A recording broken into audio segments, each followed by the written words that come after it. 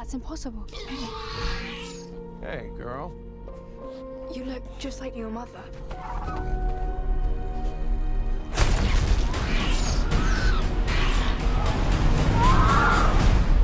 I promise you, I am gonna get her back. Colin, how are you doing today? I'm good. How are you, Rory? Really, really good. Such a pleasure to talk to you.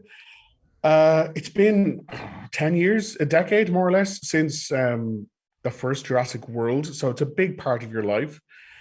What was the final day of shooting this movie like? Because I imagine it must have been, quite emotional. It was emotional, and there were so many people who had reason to be emotional. You have Laura, Sam, and Jeff, who have had this as part of their life for 30 years. And then Chris and Bryce and I, who had been in it a bit, probably 7, 8, 9 years, depending on who you're talking to. So, we've had families since our kids have grown up. And to be able to share that experience with everyone all at once was amazing, because oftentimes people wrap at different moments, and we wrapped our film with the entire group, which to me, I'll never forget. That's fantastic.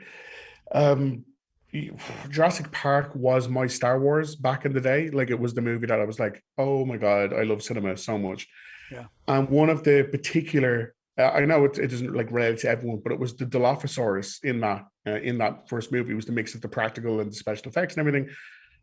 And to see him or her finally back in this movie, I was kind of shocked when I heard the first kind of audio cue that it was coming. I was just curious, like when it came to using that audio stuff, when it came to using the practical effects and the mix, like, were you literally going back to the 93 movie, or did you update it at all? Well, it was really important to me that we only use the animatronic. There is no digital model of the Dilophosaurus, and it's something that is actually, there's no other dinosaur that we don't have a model for. And I really wanted to make sure that, since our memory of that, our collective memory, is so clear and it's connected to something in our childhoods that really runs deep. And so if we were going to bring that character back, she really needed to feel the same. And if I feel like if I'd made a digital Dilophosaurus, even I would have had a big problem with it. So sometimes I just consider myself a fan who's in here making sure that we don't do anything to offend us. No, I get that. Colleague from Ireland, I have to ask, and I know it was basically a prelude to this, but Battle at Big Rock. When I seen that, I was first of all, I was astounded that it was filmed here and nobody knew it was happening. Yep. And secondly, it looks fantastic and it sets up so brilliantly this movie. But do you have any outstanding memories of making that in Ireland? And did anything else that you maybe filmed in Ireland make it into this one? Well, first of all, that piece is just one of my favorite things that I've ever had the opportunity to do. It's very rare that you get to make a short film in between, 2 installments of a franchise like this. We actually, Charlie N. Dean, who was our first AD on this film, I met on that production and brought him with me, and in addition to a few other people who we met, David Vickery, who I'd not gotten a chance to work with before at ILM yet.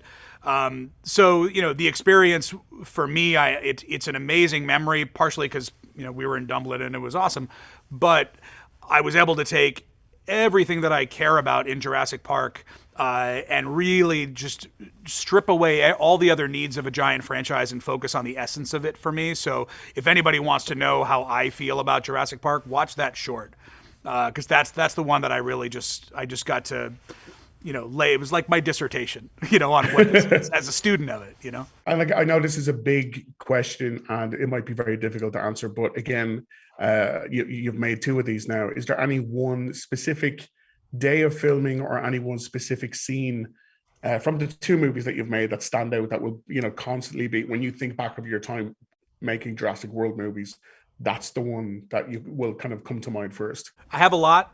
The one that pops to me right now is when in the first one, when we had like 1,000 extras running from pteranodons through, this actual theme park that we built. And I remember standing there and looking around and everything was real that I was looking at. And I couldn't believe, having come from a pretty small independent film before, I didn't realize that was even not normal in any way. They do this on all big movies, I'm sure. And now that I look back, I realize, no, they don't. And that was really unique and really special. Fantastic. Colin, thank you so much for your time today. Thanks, man. is that? Biggest carnivore the world has ever seen. Run! See? Not so bad.